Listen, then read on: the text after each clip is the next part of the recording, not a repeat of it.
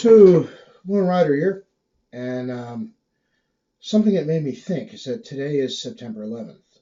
Um, Now, for many younger people, that's just a historical term and a historical event. But for those of us who were around for it and who remember it, it seems like yesterday. It literally does. And the funny thing is, I mean, I can remember my grandparents talking about things that happened a long time ago, whether it was Pearl Harbor or the end of the Second World War. The big, famously that photograph in Times Square of all the people celebrating the end of the war, that sort of thing. Um, and I remember I always used to say to myself, "Wow, it's they have pretty good recall for something that happened a long time ago." Well, when that something is a big, huge, tragic occurrence, you remember it, and the problem is that the way it's remembered in the minds of the people who were around at the time is often very different from the way it is depicted later in history books, in the news, and in pop culture, whatever you want to call it. And I guess the point I'm trying to make here is that those of us who were around for it and who remembered it, this wasn't that long ago. This was, what, 17 years ago. But think about what that means, right?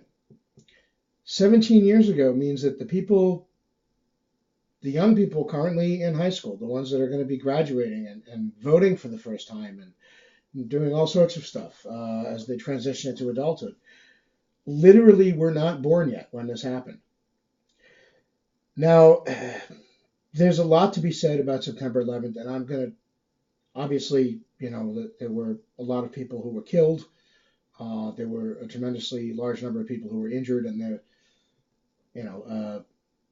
public buildings like the Pentagon and like the World Trade Center were destroyed, or in the case of the World Trade Center, demolished. Um, it is kind of strange. I mean, I can remember exactly what I was doing and exactly where I was, when things went down.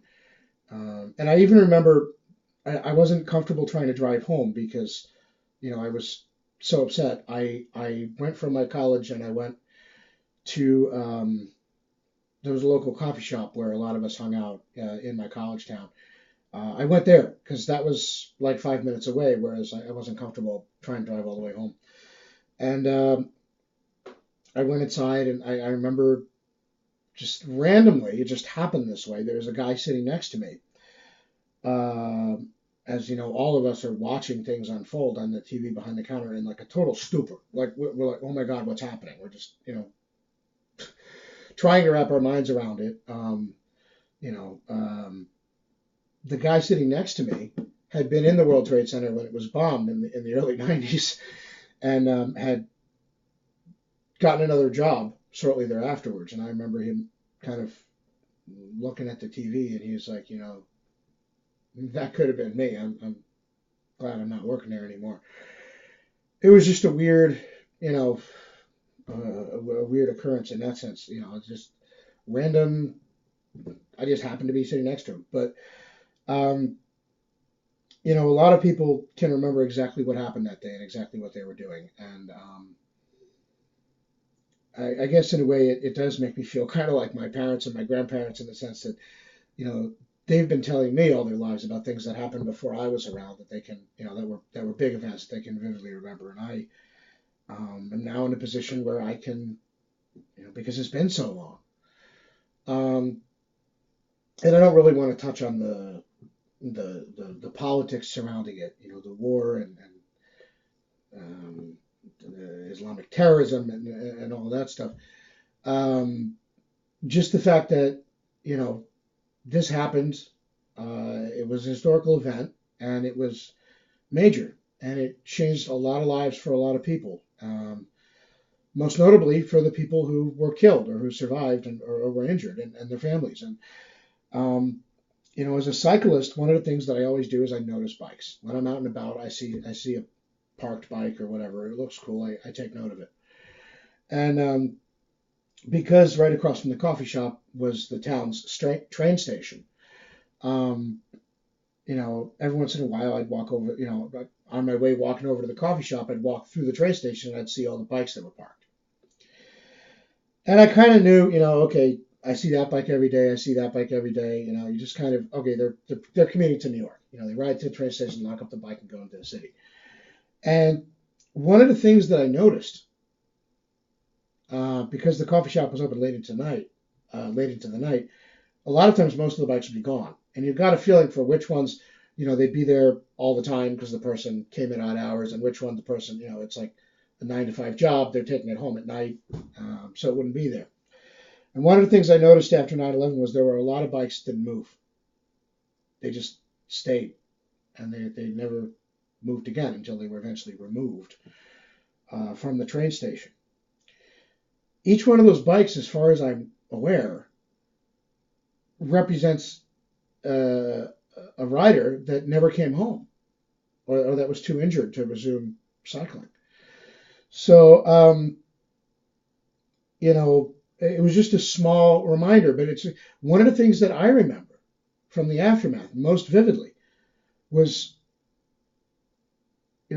all of those bikes, and the people never came back for them. And as a cyclist, obviously, I noticed bikes, and like I said, I noticed they weren't moving, and this struck me. You go, you lock up your bike, you go somewhere, and you never come back for it. And just when I think of, there's a lot of horrible things that I think of when I think of September 11th, but that's one of the images that sticks in my mind, is those bikes and what they represented, and the loss they represented, and the callous taking of human lives they represented. And one of the things that I think a lot of people who weren't around for it are missing out on is that as a result of all of this evil and all of this badness, people did come together. We may be romanticizing it now when we look back, but there was a general feeling of, we are all in this together. We are all, we have to all pull together to address this, to survive, to triumph over this. And, that kind of unification is missing. And it's not to say that everybody just kind of all started marching in lockstep and nobody thought for themselves. But it's that they put aside their petty differences.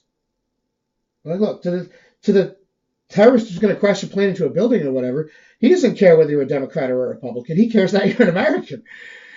And a lot of people realize that. And a lot of people's attitudes, I think, did change, at least temporarily. They did become, I don't want to say less divisive, because obviously,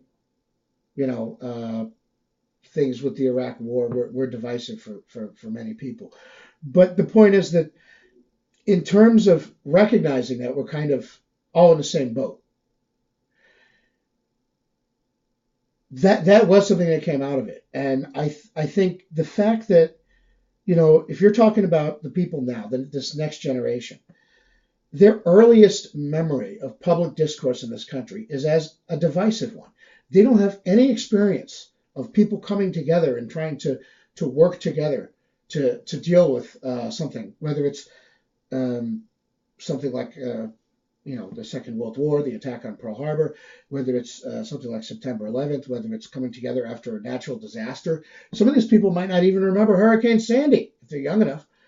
So the fact that they don't remember that, part of me wonders if that is shaping how divisive discourse is in this country. Memories of how things were do serve a purpose in terms of they give us an idea of what could be. It doesn't automatically tell you how to get there, tell you what policy to implement or what ideas to endorse. But if you remember, I remember a time when you could go to the airport without people taking naked pictures of your butt cheeks. Imagine that. You know what? I remember, just to talk about, security beyond airports, I remember a time when you went to school, you didn't have to go through a metal detector. Think about that. Okay? People alive nowadays that were born after major events, Columbine shooting, the the September 11th terrorist attacks, anything of this sort that prompted a change in outlook or policy, they have no memory of what it was like before that. Okay? On one hand, that's kind of sad. But on the other hand, it's also worrisome because if our goal is to get back to that level of safety, to get back to a point where, you know what, we don't have to have metal detectors in schools, where we don't have to electronically disrobe people who are trying to get to the airplane terminal, where these things aren't such a concern because the likelihood of them is decreased because we've dealt with the problem. Again, knowing that there was a time when it wasn't like that doesn't tell you how to deal with the problem, doesn't impart knowledge. Memory doesn't impart knowledge. But what it does do, it is imparts knowledge of the fact that there was a time like that. It doesn't tell you how to get there, how to achieve that condition. But it at least reminds you that it's possible. This isn't some alternate universe that we can never get back to again. And, worrying that somebody's going to put a bomb on a bus or crash an airplane or shoot up a classroom, whether you're talking something like September 11th or something that's more in the sense of a crime rather than an act of war, like a school shooting. These things should not be the new normal, all right? And our efforts should be focused on not just mitigating risk and obviously trying to increase security while we deal with the problem, but ultimately dealing with the problem enough so that this doesn't have to be the way things are forever. And when people don't have any memory of that, of a time period when it wasn't like that, you tell somebody that, well, I used to be able to bring my Swiss Army knife into the airport terminal. They look at you like you're a Martian. They have no idea of what it was like to live in a normal society. All right? And the problem is, it's not just sad that they don't have any experience of that, less paranoid, less edgy time, but it's also an impediment to creating the conditions where those sort of things can become normal again, where we're not having this be an issue because we've dealt with it sufficiently. How do you convince people to take the steps to get there if they don't even believe it's possible because they've never lived it? So I think there's certainly this, in terms of people not remembering, that's also a thing. But when you look at the political aspect, people don't remember what it was like to put aside petty differences on relatively small issues to focus on the issue of, not being blown to bits, of confronting a terrorist threat, of dealing with that sort of thing, of helping the survivors. It's after the terrorist attacks of September 11th, pretty much everybody had two responses. They were saddened and they were angry. Okay? I don't know anybody who was happy that it happened. Maybe if you were like a terrorist fanatic or something. But generally speaking, everybody I knew, whether they were to the left, to the right, to the middle, politically, it didn't matter where they stood. They all had the same reaction. That, I think, is telling. Maybe a lot of these issues that are dividing us as a country really aren't that big. Right? Because when we're faced with something really big, like annihilation, we do come together. All right? When the issue is being blown to bits, all of a sudden, people don't care who you voted for in the last presidential election or what bumper sticker is on your car. Okay?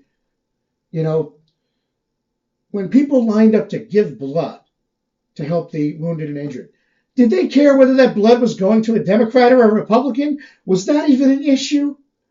No. All right? And in that sense, just like remembering a time before all these intrusive security measures were deemed necessary, is important, I think, to getting back to a time where we can have a more normal, less intrusive, as far as security procedures go, society, because we've dealt with these concerns. I think remembering what it was like before politics has always been divisive. I mean, you go back to the 1800s, politics was divisive. But here's the thing. When there was some big, huge issue that really, really, really mattered, people have always had no problem putting aside their differences temporarily to come together. And sometimes it wasn't temporarily. Sometimes they realized, you know what?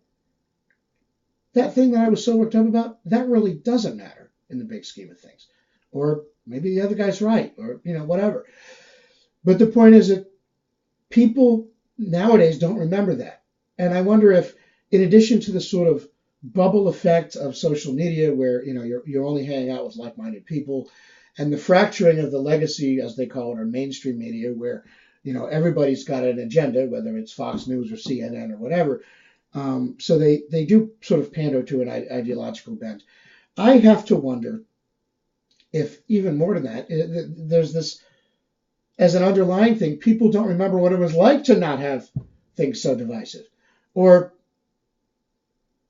maybe not so much not have things divisive, but people don't remember what it was like when you could overcome that divisiveness and come together for something that really mattered.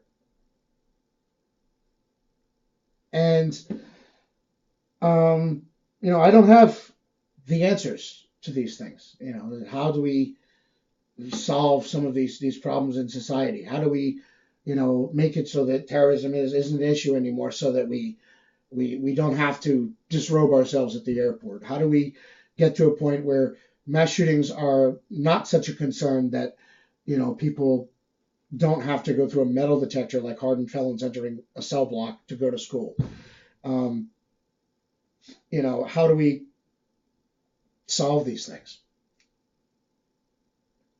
I don't have all the answers to the ills of society, but what I do have are observations that I've made over the years. And, one of the things that it is just, sitting here thinking about the fact that it is September 11th, and think about what that means. I think it means different things to different people, but it also means a lot of the same thing to people who live through it.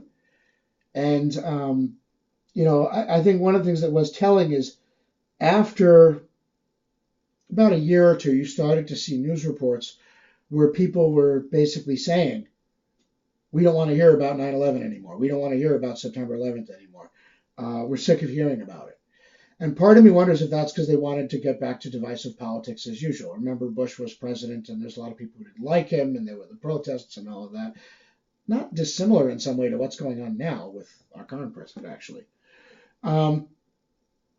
So, part of me wonders if the reason they wanted to stop talking about it wasn't because they were sick of it and they wanted to move on to another news story that maybe they could attract new viewers with. But if they wanted to move away from talking about it because it was an example of people coming together and overcoming some of the divisions that, frankly, a lot of the news media sought to promulgate to sell papers by stirring up controversy. I don't know. But it just some observations that I've made, this was one of the big things when I was growing up, and it's still having an impact. There are still people who are injured, who have health problems, and obviously, people who were killed, people who were whose lives were taken from them. And let's not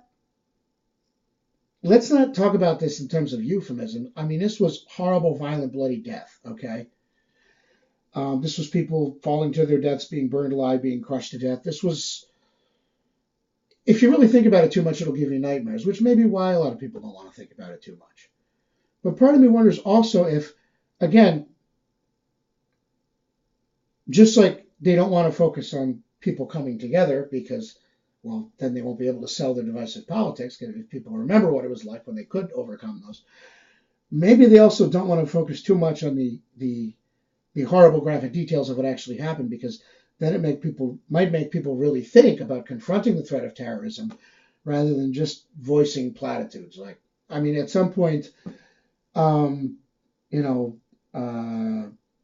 you see the horrible nature of what's done, after the bombing at the Boston Marathon, I happened to inadvertently stumble on a photograph that wasn't shown on TV, and it showed an individual whose leg had been blown off, and it was one of the most awful, disgusting things I've ever seen in my life.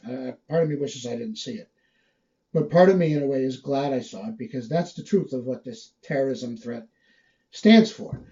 And like I said, I don't want to get into the politics of war and terrorism and things like that, but just I think it would harden people's resolve and maybe spur them to solve the problem, so that we then don't have to live in fear and electronically disrobe ourselves at airports anymore. And we could maybe get back to the way things were.